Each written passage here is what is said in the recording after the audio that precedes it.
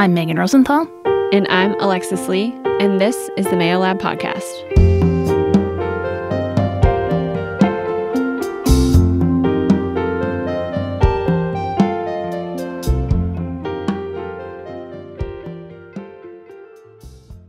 Well, hello, everyone, and welcome back to the Mayo Lab podcast, season 2. My name is Alexis Lee, and as always, I'm joined with Megan Rosenthal. And we have a very special guest today, and we're diving into the stigma around eating disorders. And we have Dr. Liz Woodruff with us today. Welcome to the podcast, Liz. Thank you. Welcome. We're so excited to have you, but will you, before we dive in and get really in the nitty gritty, will you just give us a little bit of background on how you got into this field, what you study, and kind of where you are today? Yeah, absolutely. So I've been interested just in being a therapist for several decades. As a teenager, I had my own foray into therapy and found it incredibly useful, and decided sort of then and there that was what I wanted to do for the rest of my life. And there were some moments here and there where I panicked about the idea of going to grad school and, extending my education so far beyond undergrad and all the stress of that. So I thought about other little jobs here and there that I quickly, decided against, because it's just kind of been my calling, I guess, for at the risk of sounding hokey. And so I also have, in my life been exposed through loved ones to eating disorders, and then in grad school ended up working under a professor who was doing a lot of research actually on eating disorders in men, and sort of the different ways that eating issues and exercise issues tend to manifest in cisgender men in particular. And so she was focusing on that research. So I got involved in some of that, did my dissertation on eating and exercise pathology in men. And then from there just ended up, so this was in Dallas, in the Dallas area, finished up my graduate work and did a pre-doctoral internship in Northern California at Stanford at their student counseling center. And actually at the time, I don't know if this is still true, but at the time, Stanford had the highest rate of eating disorders of any college campus in the country, and there's really high rates of course on any college campus. I think this is true. I'm sure you guys see a lot of this at Ole Miss, but really high rates of perfectionism, high achieving, high standards for themselves. And that type of kind of personality or temperament is also at high risk for developing eating disorders. And so I think, the confluence of some of those variables at Stanford puts them at risk for having a high rate of eating disorders. So I specialized in eating disorders while I was there, and then just sort of continued from there to develop and hone more and more expertise in working with eating disorders. I've worked in intensive outpatient programs, partial hospitalization programs, where I, worked really intensively with teenagers and adults who have eating disorders. And now I run, so by some really long-winded chain of events that I'm not going to share here, maybe a different podcast, I can tell you about how I ended up back in Mississippi. I lived in Natchez as a kid, but back in Mississippi, came here about 3 years ago. I'm in the greater Jackson area, and I have a private practice here where I continue to specialize in eating disorders.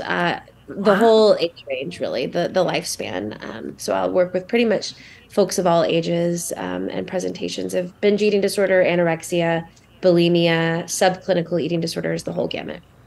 Wow. Well, I think we found the perfect and the best person to have this conversation with. Absolutely. And I'm really excited. As we get digging into things, in your words, can you tell us the definition of an eating disorder is, like what it is clinically? Yeah. So, there are different types of eating disorders. So they're all defined pretty differently. But if we wanted to sort of give an overarching idea of what an eating disorder itself is, I think I would say that it is when someone is experiencing heavy preoccupation with food, with their weight, with body image, and a disproportionate, or I guess when I say disproportionate, what I mean is really much more than one would expect of one's self-esteem or self-worth is sort of couched in how much they're eating or how little they're eating or what their weight is, how much they're exercising. And that there's a sense of an inability to control, either control if one isn't eating enough and an inability to sort of nourish oneself properly, or a lack of control when one feels they're eating too much and is unable to sort of manage in that regard as well. And but the thing about eating disorders is the symptoms themselves manifest physically through food, through the body.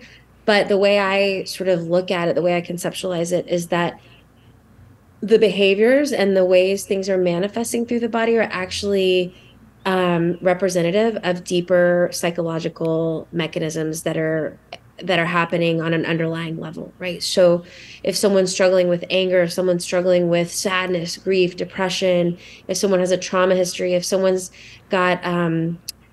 experiences a really severe struggle in expressing and processing emotion properly, it can manifest through an eating disorder through the body.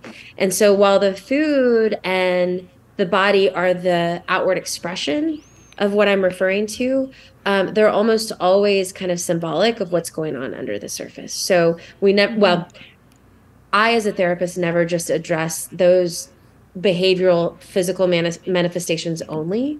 We always have to get at sort of what's underlying it, in addition to dealing with some of the things that are more acute or more serious that are happening on the surface. Is that clear as mud? That makes sense. No, I think that, no, thank you for that overview. And I think as we continue talking, I think we'll likely get into some of the different types of eating disorders as you referred to, but I think that gives us a really great overview to kind of plant our feet on and to start. And I think Alexis shared this with you before, but one of the things that kind of the through theme for this season of the podcast is really thinking about and talking about stigma. And I would love for us to dive into right off the bat, because you when you were outlining some of your background and areas of work that you've done in the past, you kind of hit on something that tweaked in my mind, right? And this was eating disorders in men, right? Because we kind of assume, or we kind of think historically, that eating disorders are a function of being a woman or of, manifest themselves more often in women and not so much in men, but they do. And so I'd love for you to kind of, if you wouldn't mind, walk us through kind of how they present in each of those groups and how they are different and similar to each other as it relates to, because I love what you were talking about too, is this being the food and the control of the body piece of it being a manifestation of stuff that's going on the inside of us too. So if you wouldn't mind walking through that, I think that'd be really great. Sure, absolutely. Yeah, and it's complicated and really multifaceted, but I would say sort of to try and oversimplify it a little bit just for ease of understanding and the sake of time, because I could go on forever. You have to be careful with me, because I can just go on and on and on. So keep me in check. But I think historically eating disorders have been seen as an issue that affect white, straight, cisgender, affluent women, right? And it is true that high rates of eating disorders are seen in those populations, but not only those populations. So just to speak very, very briefly on race and ethnicity, there's actually really no discernible difference among different ethnicities and races when it comes to eating disorder prevalence. Now, utilization rates wouldn't say that, because you do see white women seeking resources and seeking treatment more often. But unfortunately, that does not represent the prevalence rates. So, and a lot of that, and again, in interest of time, I won't go into lots of detail unless you want to ask later. I'm happy to talk about it. But, you see in populations of color, you'll find lower utilization rates, less access often to insurance and effective treatments, stigma and fear around healthcare, around mental health care, things like that. And also just lower rates, let's say underdiagnosis. So, I think white women are more likely to get diagnosed with an eating disorder because of this myth, because of this stereotype, right? Physicians, for example, therapists may be less likely to assume a woman of color, for example, has an eating disorder because of these myths and these stereotypes, right? So there are a lot of different reasons, but at any rate, but in men, we also see high rates of eating disorders, and they can manifest a little bit differently, though. So I do think that on average, the prevalence rates are lower based on research, but that may be due to stigma, right? So the rates of eating disorders in men could definitely be underreported.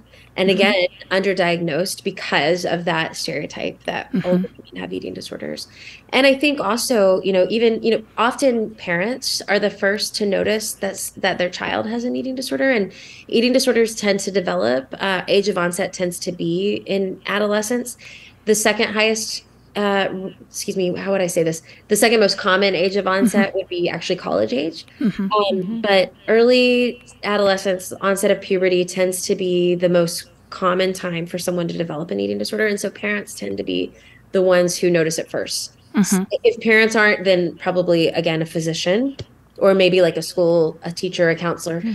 But at any rate, I think, again, due to that stigma, often parents aren't even noticing if their sons are struggling with food and body image issues.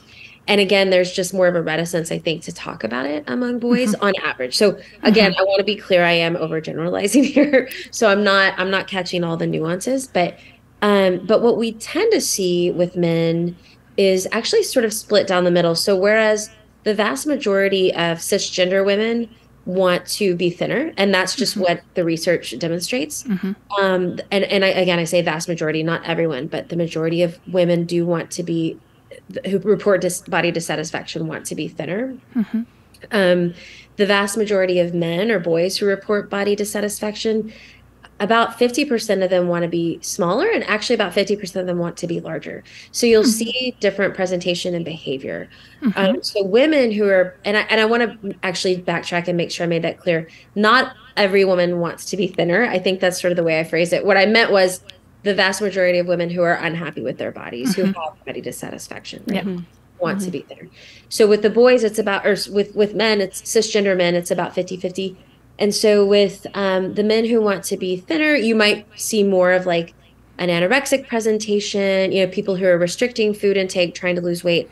But actually with the cis men who want to be larger, you may be more likely to see something like risky muscle building behaviors, like using steroids, excessive weightlifting, lifting weights through injury, injuring oneself, and a real preoccupation and an obsession with building muscle and becoming larger.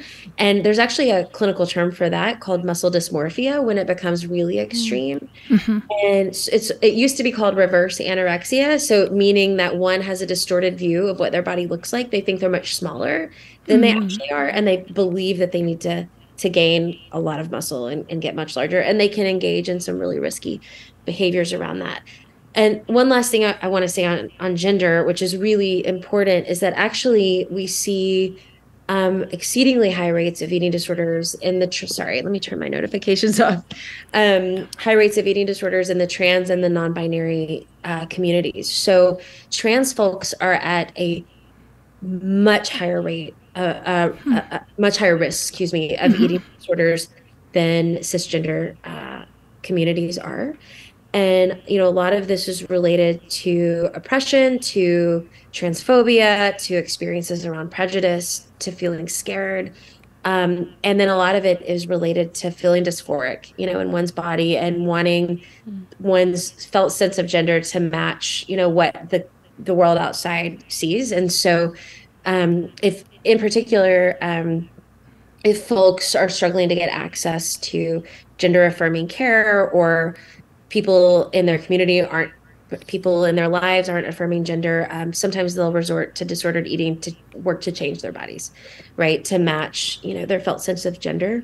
And so that's really kind of an underrepresented community, and one that I think really we need a lot of awareness around, just because the rates are staggering. And then, sorry, one last piece to that too is that in addition, so when working with trans folks, for example, you'll find that trans folks who have eating disorders often have high rates of suicidal ideation as well. And that's true in the queer community in general. And there's a lot of research on this, and I'd be happy at the end if you want me to share any of those resources. The Trevor Project did an amazing study, the biggest of its kind, exploring eating disorders in the queer community. And so they found that, again, this is where a lot of this data comes from in terms of the trans and non-binary communities. And again, they found that for trans folks, there are higher rates of suicidal ideation in general, but in particular, that's true when you also have disordered eating on board. So that was a lot of information. No, that was great. That was awesome. And thank you for broadening that out and capturing kind of the nuance of what each of those different populations face as it relates to disordered eating and all of those different kinds of things. Because I think that one of the things that we're really digging into in this season of the podcast is actually the weeds, right? Like is getting into the muck and getting into the complexity of some of these things, with the proviso being like, nobody's going to listen to us go on for 4 hours, but to really get in and understand what those differences look like. And so I'd love if we could just kind of do a little transition here to think through the stigma related to disordered eating, and I'd start off really, if you could walk us through in the folks that you work with around this condition, what is the stigma that individuals are facing as they are thinking about or reaching out for care? And you can cover any and all of the populations that you've talked about so far, or however you want to manage that, because I imagine, based on what you've said so far, that the stigma that each of those groups face is going to be slightly different because of the body that they inhabit, right? Or the place from which they come. Yeah, absolutely. And I think the stigma it varies based on diagnosis as well, or based on type of eating disorder that one has. Okay. And so I think maybe I'll start with that piece of it, Sure. And then within that, I'll talk about gender differences too, of stigma. Awesome. But, so anorexia is considered a restrictive eating disorder. And I imagine most folks are familiar with it to some extent, at least as far as sort of having the sense that anorexia tends to be when someone is not eating enough, right? They're eating low amount of calories based on what they need for, their expected body weight, for their level of activity, that sort of thing. And they tend to be very underweight, not always, and so that's another reason I think we have stereotypes about people who have anorexia, that they look really, really underweight. They're frighteningly thin. You can tell by looking at someone whether they have anorexia or not. And that's not true, right? Anorexia actually can happen in all different body types, and someone can be dangerously restricting their food intake, but they may not be severely underweight. And so that's something that is, I think, a misnomer out there. But also, let's see, I think in terms of the shame, as much as we live in a culture that tends to hypervalue thinness, and especially for women, right, to idealize a thin body, there's also this mixed messaging, I think, that we get in our culture that you need to be thin, but you also need to eat enough, and you need to be thin, but you shouldn't be dieting. And if you have to diet, then, you're, there's something wrong with you. And there's just this sort of mixed messaging that happens. And often you'll see, now this is really going to age me. And in fact, it's probably going to age me so much that a lot of people listening won't even know who I'm talking about, but that's okay. I have no shame, no ageism here. But, when I was maybe in college, a long time ago, let's see, I'm sure some of you remember Paris Hilton. And yeah. Now I just aged myself. Yeah, thank you, Megan. I really appreciate you kind of being in solidarity with me here. Of course, Alexis has no idea who we're talking about. I know exactly who we're talking about. Don't worry. Okay. Don't worry. Okay. Later, millennial. Don't worry. Yes. Okay, got it. But yeah, so Paris Hilton, and do you remember Nicole Richie, her side? That they did like whatever that show was together, where they were living on a farm. And, yes. You remember that? I do. Yeah.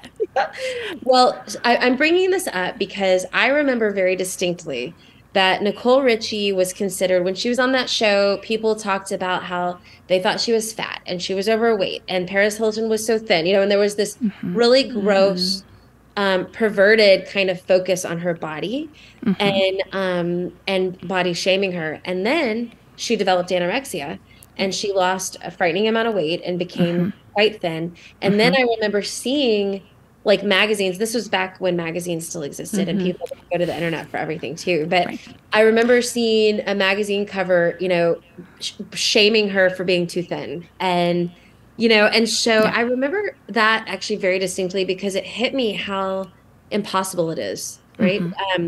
And so I think that as much as we feel this pressure in our culture, in particular women, whether cisgender or transgender, to be thin, there's also a stigma around not nourishing one's body enough and having to try too hard to be thin.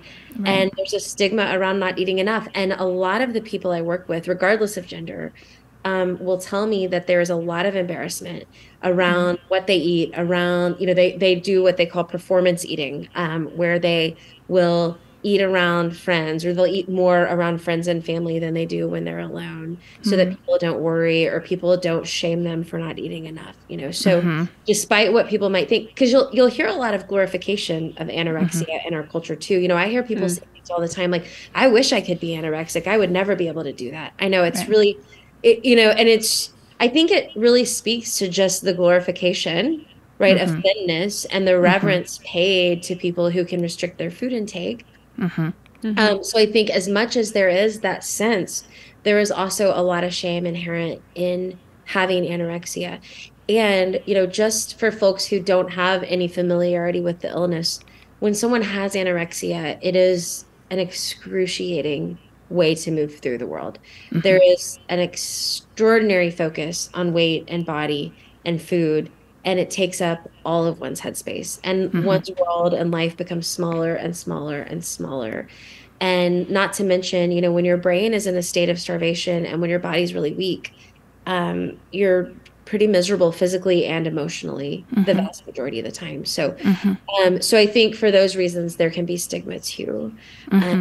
When it comes to anorexia. So I'll move on next to bulimia. Yeah. Have some questions about that? No. I think I'm good, Alexis. Yeah. No, this is great. No, this is awesome. Thank you. So I think with an illness like bulimia, you'll find even more stigma and a lot more shame. I think on average, it actually is a little bit easier to hide bulimia than anorexia, because folks with anorexia, like I said, they tend to be restrictive. And even if you can't tell by looking at them that they're underweight or that they have an eating disorder, you can often tell by some of their behaviors around food. They may be skipping meals.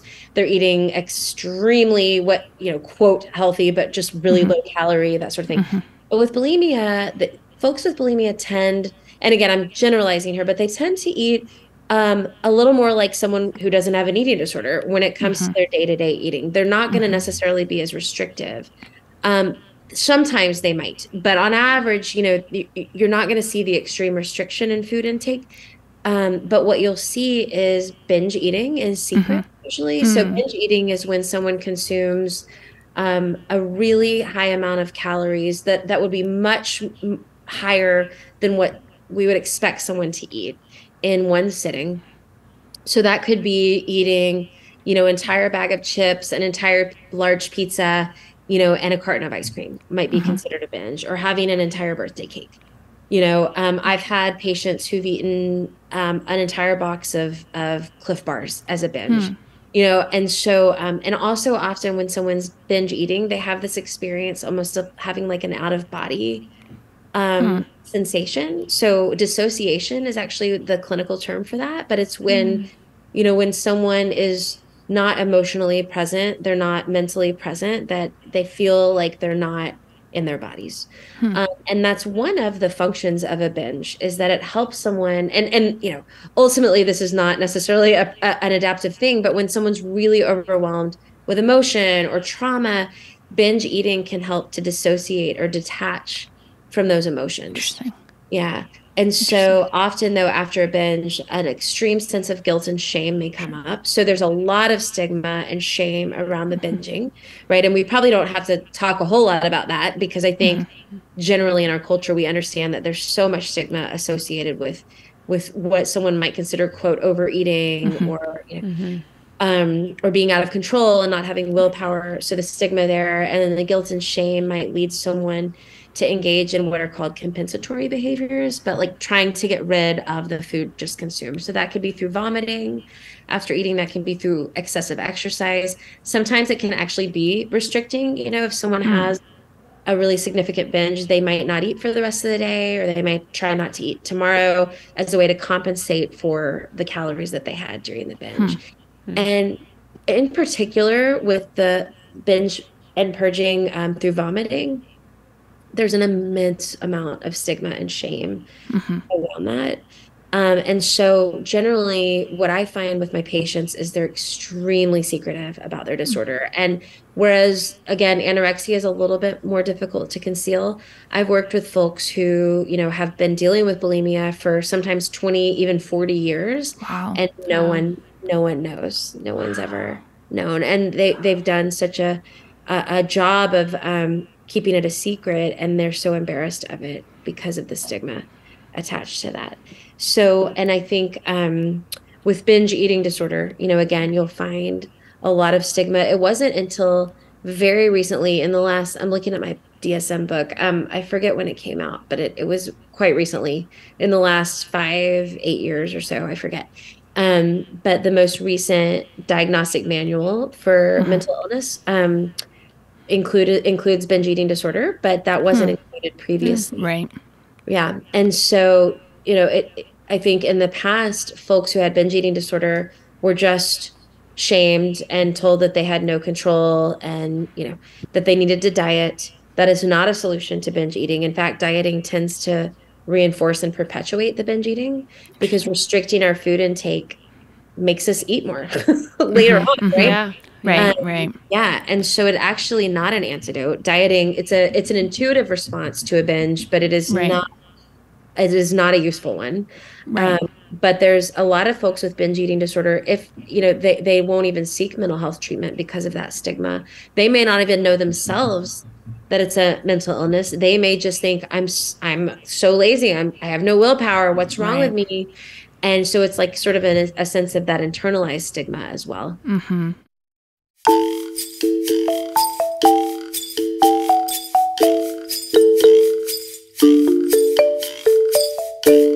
You are listening to the Mayo Lab podcast. For more information and resources, visit themayolab.com. Now, back to the episode. Well, and I think I want to pause for a second because you mentioned binge eating disorder being added to the DSM manual. And could you talk us through, just for folks who might not understand, like why that's such a significant addition for folks who are suffering with this condition? Because I think that it'll help folks understand kind of that this is, it is a real condition. It has, like any other, we were talking in some of the previous episodes about, substance use disorder being a chronic condition, just like diabetes, just like hypertension. And so if you could walk us through kind of why that's a really important addition from your perspective as a clinician. Yeah. Sure. And also add of like, going on to that of like why eating disorders in general are included in the mental health illness category. Question. That's a great question. No. Actually, I'm going to start with that, and that'll segue into the binge. Perfect. So, yeah, eating disorders are considered a mental illness because there is an underlying psychological component. So, sort of what I was mentioning right at the beginning, right, and that's sort of hard to explain without ample time. So I'm trying to think of a really nice, compact way to explain it. But again, an eating disorder is a physical, concrete, behavioral manifestation of a deeper psychological struggle. Mm-hmm. So often it may be anxiety, it may be trauma, it may be struggles in one's family, all these different variables, genetics too, work together to contribute to an eating disorder. But it is always, there's a deeper underlying psychological component that has to be addressed. And if it's not, and only the behaviors of the eating disorder are addressed and resolved, the eating disorder will either not fully resolve itself and one won't recover, or someone might resolve the eating disorder, but their symptoms might shift into substance misuse or, any other self-harm, any other kind of maladaptive coping, right? But the way I look at it is it's almost invariably an eating disorder as a response to unprocessed emotion, unprocessed trauma, things that somebody cannot put into words, that they can't even reflect on because it's too big and hard and difficult, and they haven't had the support they needed, whether it was in childhood or at any point in their lives, to manage those big, hard, difficult things. And so binge eating disorder, and that's why eating disorders are in the DSM in the mental illness diagnostic manual because it is a physical manifestation of a psychiatric problem, right? Gotcha. And binge eating disorder is in that category, but historically, like in the medical community, for example, folks who have binge eating disorder were not seen as having a psychiatric problem or an emotional problem. They were seen as having a weight problem. Right. And it was seen almost more as a character defect, right? You don't have willpower. You need to cut back on your food intake. What's wrong with you, right? Not a curiosity about, okay, what is it that's leading you to overeat? Is there some way you're using food to cope and manage stress or emotion? What's going on that's contributing to this? And now that binge eating disorder has been included in this manual, it's facilitated, encouraged a curiosity rather than a judgment about someone who's got issues around binge eating or overeating. And I think within the community of folks who have binge eating disorder themselves, it's helped them to recognize, okay, this isn't just that I am deficient. This is that I have a psychological condition that leads me to use food to manage. And if I can address those underlying struggles, then I can find a way to manage without having to turn to food. So again, sort of oversimplified, but that is in a nutshell the way I might explain it. And so it's really helped folks get the help they need and actually heal from the problem, as opposed to just continuing to shame them and keep encouraging them to diet, which is only fueling the problem, in my opinion. Yeah. And I think what you're saying is like such a great move and a step towards in our communities, especially, and like practitioners in general, to help to, destigmatize this and just meet people where they are and say, it's not your fault. That's a way. That's right. And what you were saying earlier about people often hide it, and it's very hard to recognize that when it's happening in someone. What advice would you give to family members and like really close unit friends around the person struggling? What signs would you look for? What, changes in behavior, things of kind of like, if they're suspecting maybe something, what would be the first thing you would point them to? Yeah. So in terms of signs, again, that will vary based on the presentation, but psychological signs might be withdrawal, that they're less engaged socially than they used to. You find that they're isolating a lot, depressed mood, keeping things to themselves, spending a lot of time. I think I mentioned that already, but isolated, refusing to eat around others. I think with any eating disorder, you're going to find that to an extent. With binge eating or bulimia, you might find large quantities of food disappearing, like from the cabinet or something. With bulimia, you might find food wrappers in the trash can in the bathroom, right? Like people shouldn't be eating in the bathroom, typically, right? With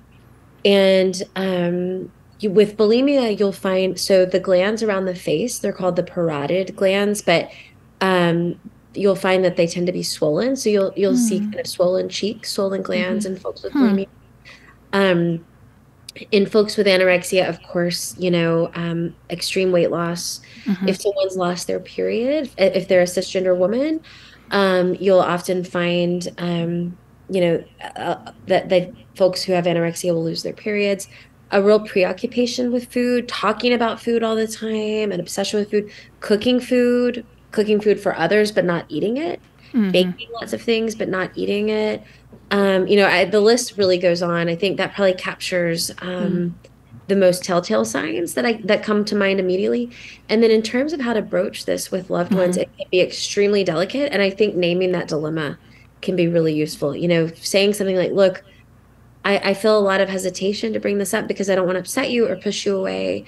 And on the other hand, I fear that I would be really neglectful if I didn't talk about this with you, and that I am worried. I've noticed these things, and I just want you to know I'm here for you. And, if you're a friend, or like a sibling or something, just saying I'm here for you. And if you want to talk, if you're a parent, I think sometimes you being a little more proactive and saying like, I really, let's go talk to someone about this, or get to the student counseling center, or, I'm sure there are folks there that can actively help to assess for an eating disorder and then help to triage for appropriate resources.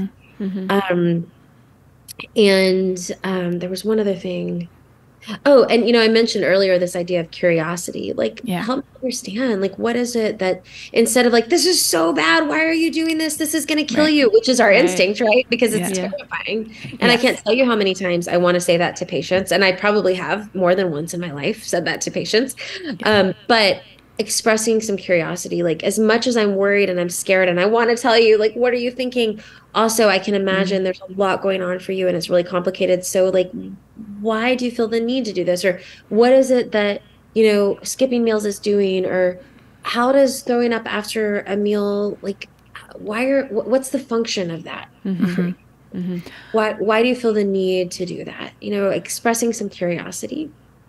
I just love that idea, because I always feel like when I have been placed in these kinds of situations in the past, my gut reaction is like, oh my God, what are you doing? Stop. Totally. Right. But the thought, as you were talking about kind of what expressing curiosity allows you to do, it really like takes you out of that knee-jerk gut reaction to, oh my God, stop, to thinking and opening yourself up to asking questions about what is happening and allowing that person the opportunity and the space to articulate what they're feeling and how whatever action it is that they're engaging in they think it's helping them to get them to a better place, right? Because you said this earlier, one of the things that is kind of the cause of these actions is unprocessed stuff, right? Emotional, physical trauma, all of those different kind of things. And so I can see there being value in helping people find words to describe what it is that they're doing. And then you're not hopefully turning them off, right? Because we know already too, if you freak out, because they already feel all of this shame and guilt and a sense that what they're doing and what they're having, what they're doing to their bodies or not doing to their bodies isn't a good thing, right? Folks know this. And then you just drive them deeper into a hole and they're never going to come back out of it again. So I love that as an approach, and to, and naming what you said too about naming this fear of talking about it up front, to say, because I think that's the other thing that I struggle with sometimes too, thinking about these things is like, yeah, but if I say something, it's going to make it worse, or they're never going to want to talk to me again, right? And I love that you shared that, no, that's not actually the case. You're opening up this dialogue with this other person and you're expressing your care and love for them and concern that something's not right, but that you're there and that you want to be helpful to them. Yeah. So I think that's all amazing. Yeah, right. And back to that idea of stigma, that if we can help someone recognize we don't carry that stigma, or we're trying to understand instead of judge, that can help to again, like you said, open up the space instead of shut. Yeah. No, that's amazing. I want to ask what you think we could be doing to be more proactive in spaces of K through 12 schooling, and then also on college campuses. Yeah, that is a really, really good question. And I think education at K through 12, I think education for parents is actually of utmost importance. And back to that idea of what signs to look for, and then what do we do when we suspect that there's a struggle. So I think that's one piece. But I also think so within the medical community, there can be a lot of, I'm trying to think how to say this politically correct. There can be, a lot of unconscious bias around weight, I think. And, and this is just cultural. So no judgment, really, truly no judgment at all, because I think it's really pervasive in our culture that there's just this misnomer that a thin body is a healthy body. And so a lot of times there is, I've had people end up with eating disorders in my office after, maybe a physician told them as kids that they were, at risk for obesity and they need to go on a diet. So not to say that the physician caused the eating disorder, not at all, but that was the impetus for the development of the eating disorder. All these other variables would have been in place, right, that led to the eating disorder. But if we don't educate our medical providers, our parents, teachers, that we need to be really conscientious about the way we talk about weight and our own biases around weight and thinness, that we don't want to perpetuate those in our kids, that we want to talk more about health and being nourished properly and getting the right amount of exercise and exercise being about joy rather than just calorie burning and weight loss, and really kind of providing education around how we can help kids understand weight, food, exercise, bodies, not from this model that we've had for so many decades of like, we have to be thin and we have to be lean, but instead about health and wellness and wholeness, right?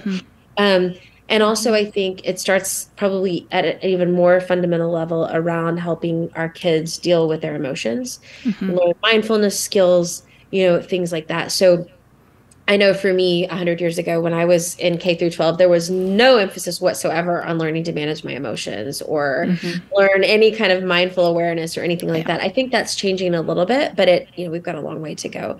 And so if we could help our kids learn better how to deal with stressors, et cetera, I think we would see reduced rates of mental illness in general. I don't think it would eradicate it by any means, but I think in terms of college campuses, I would say similarly, and lots of outreach, lots of education, lots of awareness, education around eating disorders, both for the student body, but also among the faculty,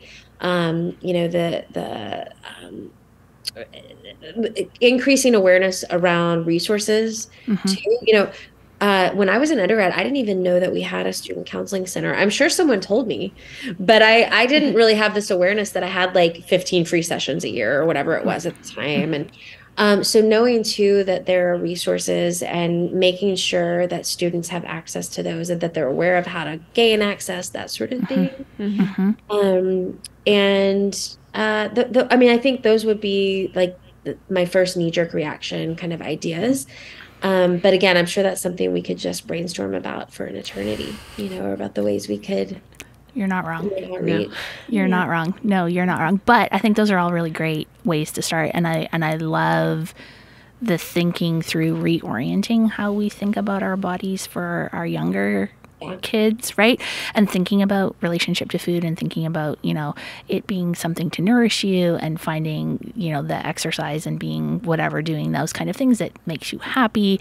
I just love those ideas. I would be curious to know, and I just want to pick your brain on this, because I think there's been a lot of conversation around the kind of body positivity and that movement to say like all bodies are good bodies, and fundamentally, like obviously no disagreement with that, but how do you balance that off? Especially I'm thinking from the clinical community, because we have a large body of evidence and data to support the negative outcomes that come from having too much or excess weight, and not monitoring the whole health, as you said, of people in those circumstances. And so what's the right solution to that conversation? Because I think it's really complicated, and asking for a clinician to say to a child or a child's parents, they're moving in a not great direction as it relates to their weight, we need to do something about that, comes from a good place, right? Comes from a place of not wanting them to have negative outcomes later in life. But also, I totally hear what you're saying around that maybe being a catalyst to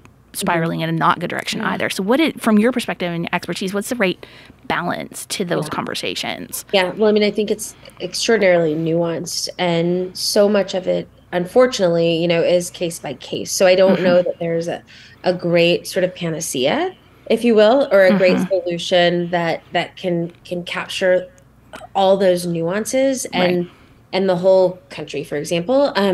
But I think that it is not black and white. It is not a binary sort of issue, unfortunately. As much as our minds want to turn things into binaries because it makes it so much easier to find that solution, it isn't.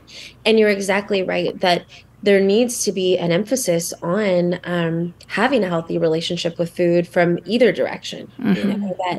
That we have an understanding of the things that are good for us to nourish our bodies, that are going to fuel our bodies, but that aren't going to hurt our bodies. But also we need to eat enough to fuel our bodies and nourish our bodies. Otherwise that hurts our bodies, right?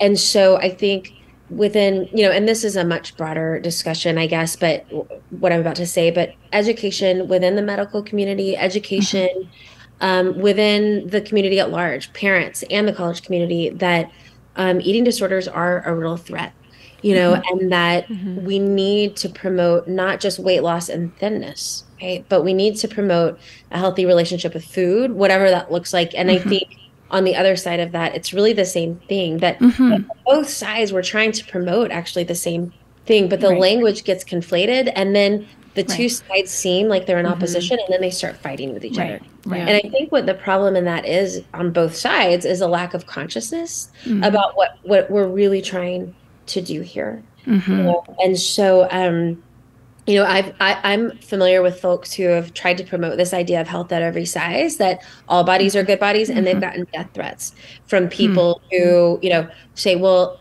this is dangerous, and and then the reverse is true. I know people who are sort of spearheading more of like the fighting obesity movement, and people in the health at every size body positivity camp are enraged about it. And so, but the sides aren't listening to each other. Right. And if we could bridge this gap and sort of, as a friend of mine says, call people in instead of call people out, right? And actually start a conversation. Yeah. Is that great? Yeah. Start a conversation and really try to understand instead of being so pitted against each other. I think it might help to come to some better solutions. So if you have ideas about how we can do that, I'm all ears. You know? Well, I want to say like maybe two things, but probably three. I'm going to work through them. What I love most, the kind of first thing that kind of popped out in my head around this is that there's not one single solution to this problem, right? And one of the things that we've come back to over and over again in this season of the podcast is really that, like, look, this is so complicated, and if it was easy, we wouldn't have to talk about it because it'd already be solved, right? And so how do we get used to and become more comfortable with the fact that there isn't an easy solution to this, and it's not going to be like a single magic pill or a single silver bullet that's going to solve all of these problems? I think we need to think about that in a different way than we historically have, because we're all looking for like the panacea, the one solution that be like, bang, everything's roses and sunshine. And that's just not, I mean, that's not the human condition. That's not how the world works, right? I think also your observation about really both sides of these, you know, this debate, right, such that it is really actually we're all after the same thing. People who are living good, healthy lives that are able to function in the world in a way that makes them happy. That's the goal, and you're totally right that everyone's talking past each other, because as I have been the recipient of emails on this campus from folks who are concerned about, you know, some events that were being held around disordered eating, and, you know, how can you possibly promote this in a state that has such an epidemic of obesity? And it's like, I see what you're saying. I do, but there's this other side of this. And it was just like, at the time, I didn't have the language to really dive into that and have a conversation. But I think what you're saying, so that's why it struck me. So like right here, I'm like, oh yeah, you're right. And inviting people into the discussion versus calling them out, that is such a antithesis of our current environment. But I love that as an idea. So why do, you know, being curious, inviting them into the discussion, asking questions to understand that perspective, like what a novel set of ideas in this space. Like, I just love it. And it's gonna be something that people are gonna be like, wow, why didn't I think of that earlier? Right. Yes. No, that's so brilliant. I don't always practice what I preach, by the way. I mean, I often get locked into one side or the other too. And your question helps me to kind of zoom out, Megan, you know, and remember, like, okay, you know, it is so nuanced, and yes, I understand the concerns around obesity in the state. And at the same time, I would argue a little bit that on a college campus, when it comes to eating disorders, that's not really probably as much of a concern as but again, even if it is an obesity issue, that if we just understand it as a behavioral manifestation and as a acute symptom that needs to be eradicated or eliminated, we're missing what this is truly about, because generally it's either going to be about, again, something that's more psychological, emotional, or,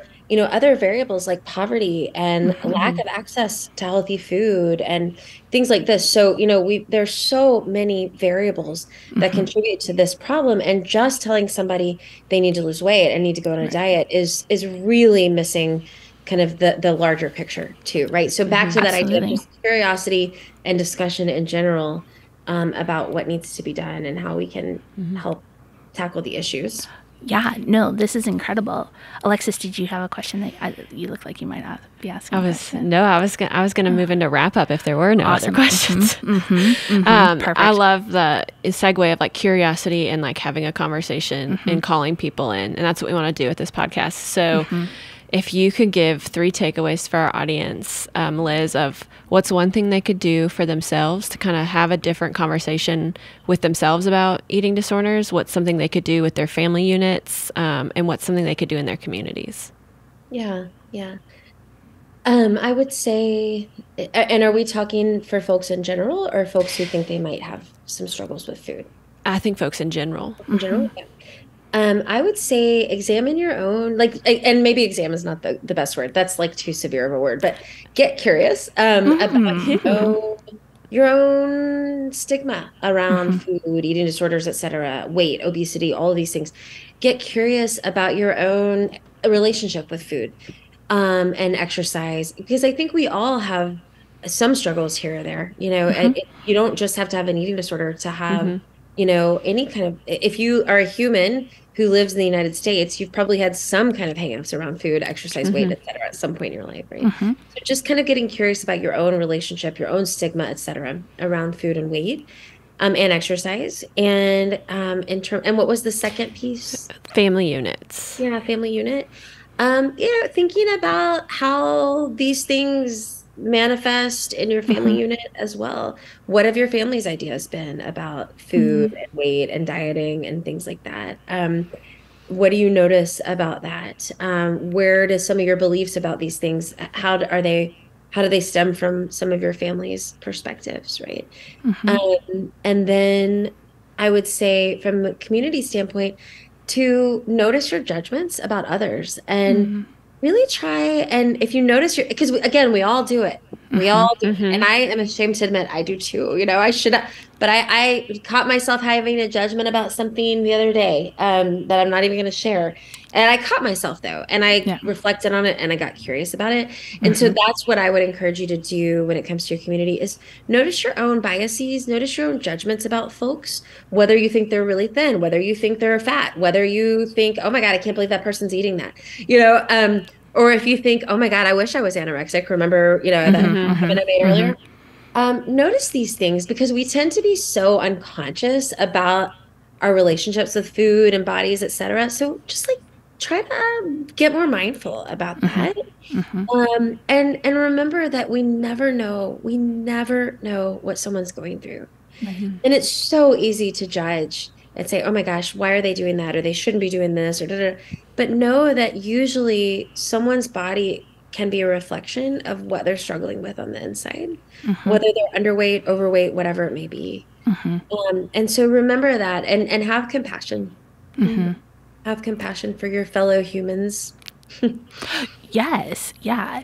Thank you for all of your wisdom and sharing your knowledge and expertise in this area. I think you said this earlier. It's a topic that we don't necessarily have a lot of conversations in the open about. And I want to thank you for helping us get on the other side of that, right? We recognize that it's a problem. Let's start figuring out ways that we can solve that problem. And thank you also for providing our listeners with some things that they can start doing right away, right? I think that is part of what we hope to accomplish with this podcast is really giving everybody a little bit of homework that's not scary or hard, but just things that we can start thinking about and being more mindful, as you said, in this space, because it's easy to go full zombie unconscious, just go do the thing without really being thoughtful about what that looks like and the consequences of that action. As always, folks, please let us know how you make out with Dr. Woodruff's thoughts and recommendations for you, your family, and our community. And please join us next time for the Mayo Lab podcast. Have a good day. Thank you.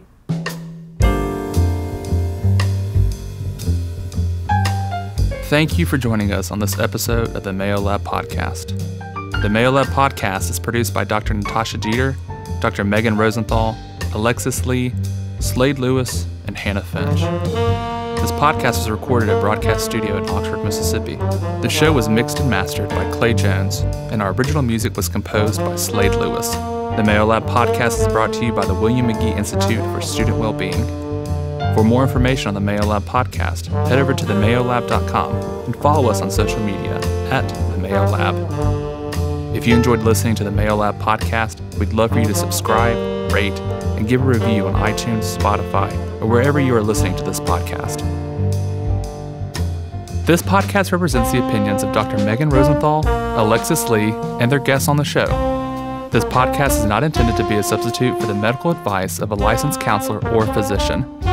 The listener should consult with their mental health professional in any matters relating to his or her health or the health of a child.